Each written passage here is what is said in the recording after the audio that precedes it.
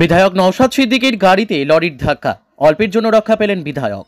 হাওড়ার অঙ্কুরহাটিতে দুর্ঘটনার কবলে নওশাদ সিদ্দিকী।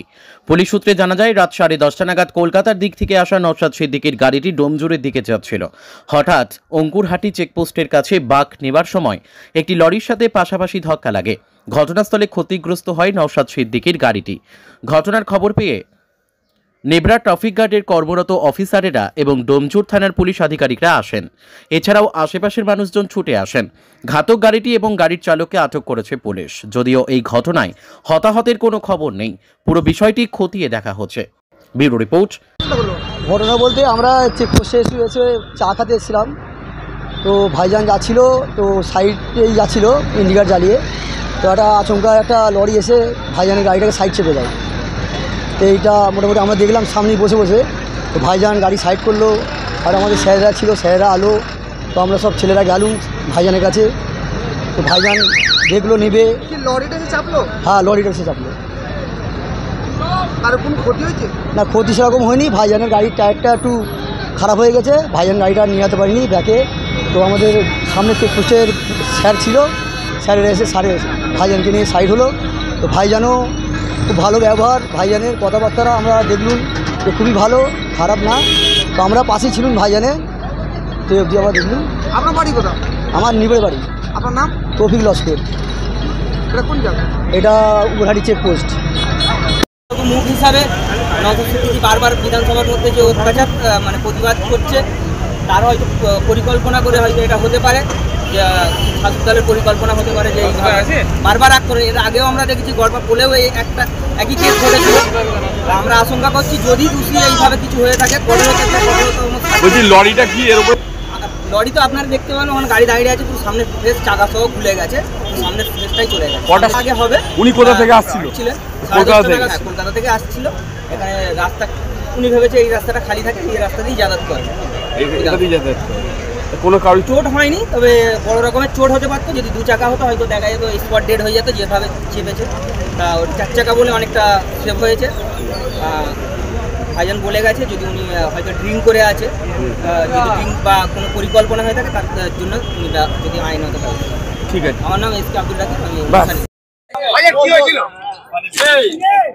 এখানে এই গাড়িটা দুটো সিগন্যাল ছিল, সিগন্যালই দাঁড়িয়েছিল। একটু নামাও না। যে গাড়িটা চালাচ্ছিল লরি, জানি না ও কোনো নেশা করে আছে কি বলতে পারবো না। আমি যদি আর ওকে ডেকে মুখ চেক করি, আপনি কি একটা দুটো চাটানি দেবে, আমি তো সেটা করতে দেবো না। ও তো গাড়ি রেখে ভয়ে পালাচ্ছিল, ওকে ধরেও ধরেছিল। আমি বলেছি কেউ গায়ে হাত দেবে না, ড্রাইভারের কেউ গায়ে হাত তো দেয়নি। ও হচ্ছে বাঁদিকে গাড়ির টার্ন নিচ্ছে, বাঁদিকে কি আছে না আছে দেখবে না। আমার তো 4 চাকা ছিল, এখানে যে 2 চাকা থাকতো এতক্ষণ স্পট ডেট হয়ে যেত মানুষ। তো এবার হচ্ছে গাড়ি অ্যাক্সিডেন্ট হচ্ছে, আর গাড়ি তো টায়ার উড়িয়ে দিয়েছে। যদি ওটা রানিং এ হতো মারা যেত, যে একটা রানিং এ এসেছে ভাই, ও বাঁদিকে দেখেনি, তো বাঁদিক দেখা উচিত অবশ্য। ডান দিক বাঁদিক দেখিয়ে গাড়ি চালানো দরকার। বড় গাড়ির পেছনে দেখা সম্ভব না, আমাদের ছোট গাড়ি আমরা গ্লাস দিয়ে পেছনে দেখি। আপনি কি বাড়ি ফিরছিলেন? অবশ্যই বাড়ি ফিরছিলেন। এটা ঠিক কটার সময় হয়? এই তো 10-15 মিনিট আগে। আপনার চাকাটা ফাটা দেখলাম, পুরো টোটাল গাড়িটার উপরে ওর গাড়ি তুলে দিয়েছে, একই সাইডটাতে লরি ছিল লরিটা। হ্যাঁ, কেন এরকম হলো, কেন হঠাৎ? এবার তো ওকে জিজ্ঞাসা করতে হবে। এটা কি মনে হচ্ছে দাদা, এটা কি নিছক দুর্ঘটনা না পেছনে কিছু? পেছনে কোনো আমি ওটা বলতে পারবো না দাদা। আমি অসত্য পথ অবলম্বনের পক্ষে কোনোদিন নয়। ওর উচিত ছিল গাড়িটা যখন দাঁড়িয়ে আছে বাঁদিকে নিয়ে টান নেবে, ওর উচিত ছিল বাঁদিকে একটু দেখা, বাঁদিকে দেখে একটু গাড়িটা চালানো। কিন্তু দুর্ভাগ্যের বিষয়, ও অত বড় গাড়ি চালাচ্ছে, বাঁদিকেও দেখেনি। আর সম্ভবত ও একাই চালাচ্ছে, কোনো হেল্পারও নেই গাড়িটাতে সম্ভবত।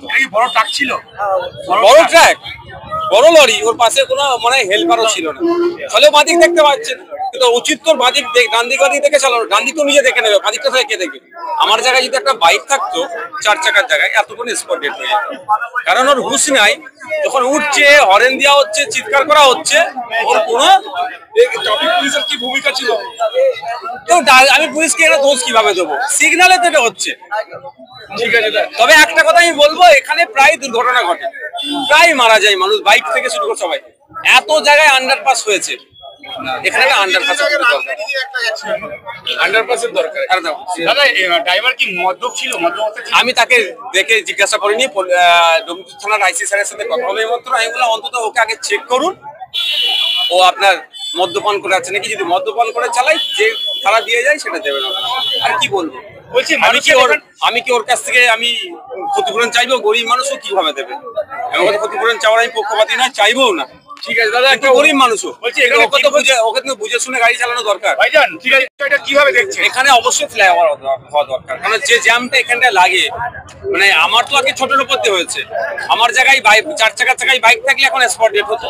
আর এই আশপাশটায় এই ধরনের অনেক দুর্ঘটনা ঘটেছে। ফ্লাইওভার খুবই দরকার, কারণ এখান থেকে হাওড়া জেলার ডুমজুর, মুন্সিরহাট, ইভেন আমাদের হুগলি জেলার যাওয়ার একটা পথ হচ্ছে এদিকটা। বাইক নিয়ে প্রচুর মানুষ কলকাতাকে যাতায়াত করে, তাদেরও অনেক সমস্যা। তাহলে আপনি এখন যাবেন কিভাবে? আমার অন্য গাড়ি আসছে, গাড়িতে করে যাবো। তাহলে আগে অভিযোগ করবেন? অভিযোগ এটাই যে আমার সম্ভবত হচ্ছে মদ্যপান করে গাড়ি চালাচ্ছিল। এইগুলোতে স্ট্রিক্ট হওয়া দরকার, কঠোর হওয়া দরকার, যে মদ্যপান করে কোন রকম গাড়ি চালালে তাকে ফাইন শুধু নয়, তার জরিমানা থেকে সাথে সাথে যেমন তাদের জেলের ব্যবস্থা করা হবে।